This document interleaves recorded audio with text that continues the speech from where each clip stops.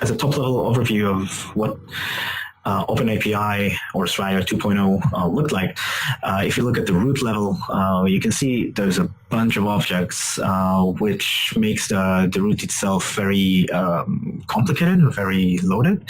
And we wanted to just try and make it easier to write and just easier to find things, right? So we ended up moving to a completely new and simplified structure. And you can even see in terms of like color schemes in the diagram. So things like definitions, parameters and responses, and security definitions went out of the components part. The produces and consumes disappeared, and we'll cover that in a bit. And it's somewhat inside the path today.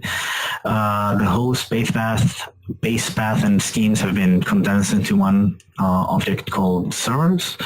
And yeah, that's it. Right now, if you look at the top-level document, it looks a lot cleaner, and it's much easier to navigate through. And if we talked about reusability, right? So the components actually now holds everything that's reusable in the spec. We increased the number of reusable objects from 4 to 9. Some of them are new objects that we introduced to the spec, which again we'll cover in a bit, like links and callbacks.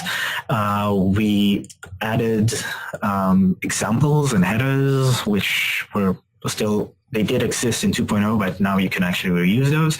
And we also, if we talked about naming before, we also renamed some of the components to make it just easier to understand that this is what they are. So definitions is now schemas.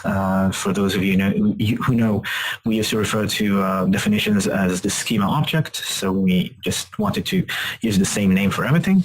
And the same thing happened to security definitions, changed to security schemes because that's the name of the object itself.